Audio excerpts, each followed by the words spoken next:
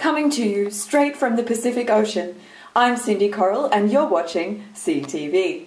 Today we bring you a harrowing tale of seaploitation by the human fishing industry.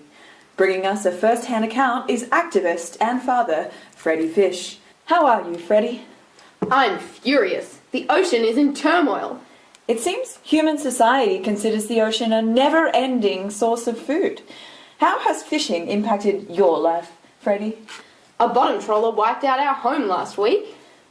That's awful news, Freddie. Tell me more. Bottom trawling is the most destructive fishing practice for animal forests in oceans around the world. Our home was part of the animal forest. That's the living structures on the seafloor. You know, corals, sea sponges, sea anemones. And it was just as diverse as a terrestrial rainforest, capturing and storing carbon, nitrogen, and phosphorus. But aren't animal forests able to withstand some disturbances, though? Well, sure, Cindy.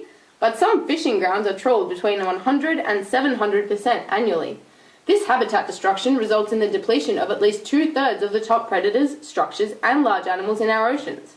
And what about this bycatch thing I've been hearing about? My good friend Tina Turtle was picked up by a longline meant for pelagic fish like Tommy Tuna just yesterday. Bycatch is the incidental capture of non-target species, like Tina.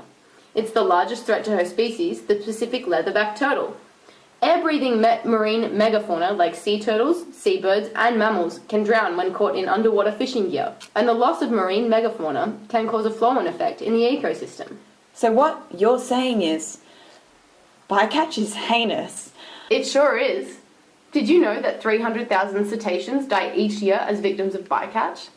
Or what about the 160,000 seabirds killed annually diving for bait set on longlines? Or the 150,000 invertebrates discarded annually by bottom trawlers in the North Sea alone? This is crazy. I had no idea it was this bad. Right? But what can we do about it? Well, actually, I've been reading a fair bit lately about sustainable fishing. It seems like a pretty good alternative. Huh? Sustainable fishing?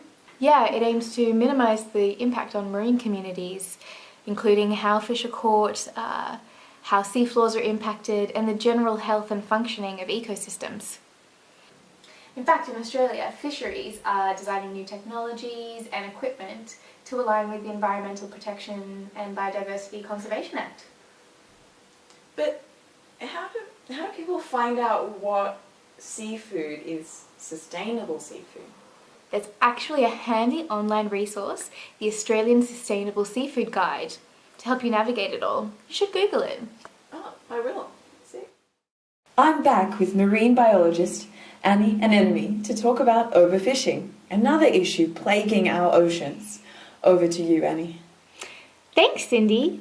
Overfishing is the depletion of fish stocks to the point in which the population can no longer be sustained. I'm sure you've heard about the collapse of the North Atlantic cod population up north in Canada, eh?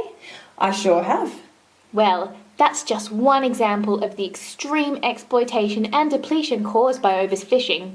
In fact, overall, 97% of global fish populations are overexploited, moderately exploited, fully exploited, or depleted, while only 1% are recovering from depletion.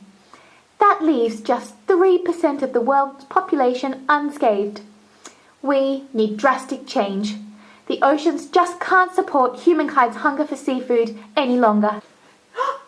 Oh, far out! This is extreme. Surely even the most sustainable fisheries can't supplement the damage from overfishing. What about reducing the demand for fish? That'd help, wouldn't it? Do you mean stop eating seafood? Yeah. But, what about omega-3? What about protein? Well, flaxseed oil, chia seeds, walnuts, and fortified foods like some types of bread are full of omega-3. And lentils, beans, nuts are just the start of plant-based protein sources. I do love nuts. And by eating them instead of fish, you can show your love for the ocean too.